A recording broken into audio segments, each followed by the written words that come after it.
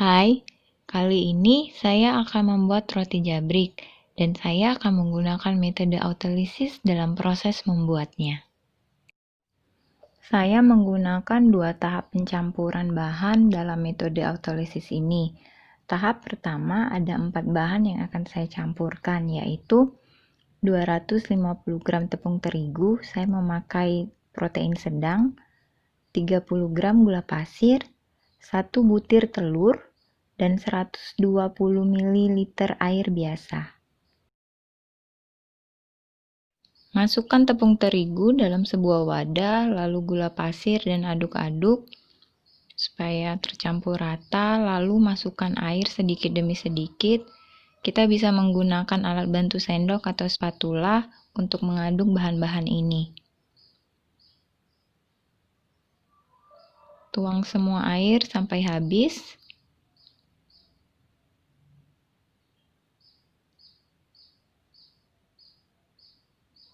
Lalu masukkan telur dan aduk-aduk kembali.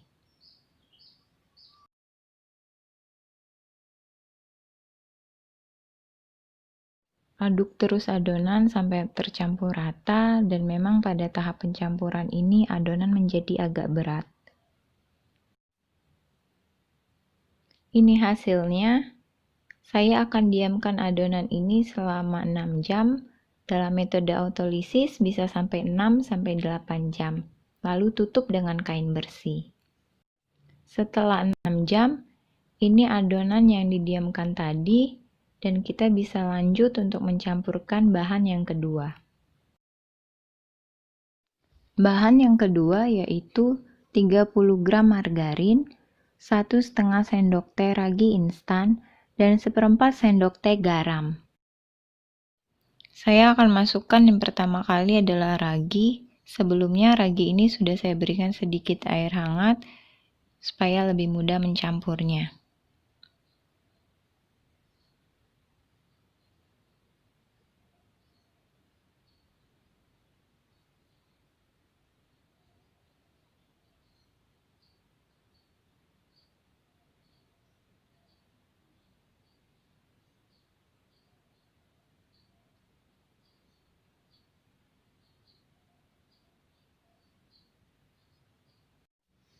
Lalu masukkan margarin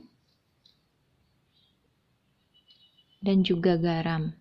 Aduk-aduk kembali, dan supaya tercampur lebih merata, saya akan mengaduknya menggunakan tangan.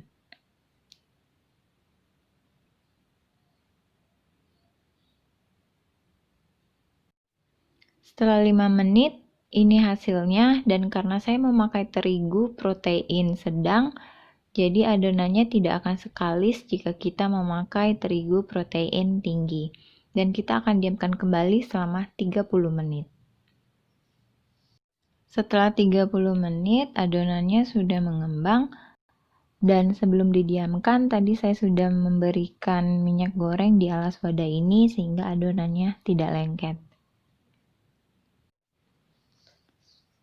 Saya bagi adonan ini menjadi 12 bagian dengan berat masing-masing 38 sampai dengan 39 gram.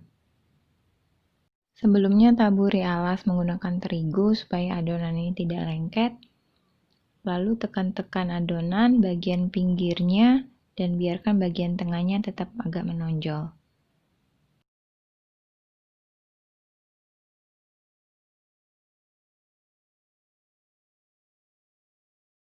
Saya menggunakan selai coklat sebagai isian roti ini.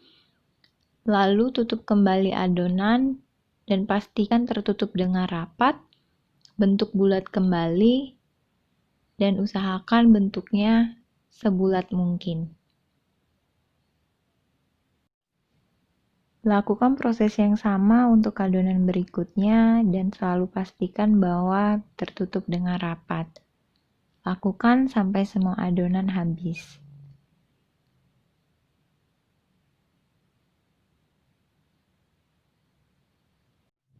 Ini hasilnya, dan saya akan diamkan kembali selama 30 menit sebelum roti ini saya goreng. Siapkan minyak panasnya. Masukkan rotinya.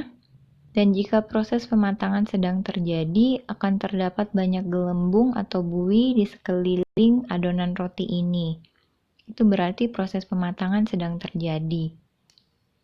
Namun jika selesai, gelembung atau buih itu akan berkurang dan tidak akan terlihat sama sekali. Seperti tampak di dua adonan roti ini.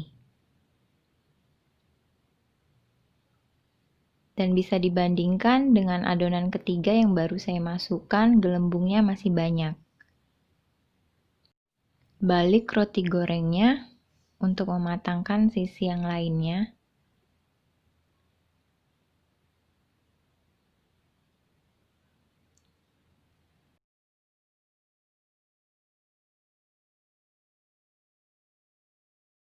Ini hasilnya. Saya akan dinginkan dahulu roti ini sebelum lanjut ke proses pengerjaan berikutnya. Untuk proses selanjutnya saya menggunakan keju parut dan juga margarin.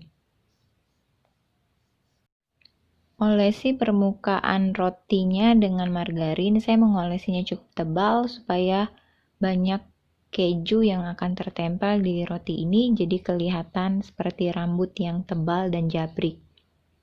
Lakukan sampai semua roti dihias dengan bentuk seperti ini.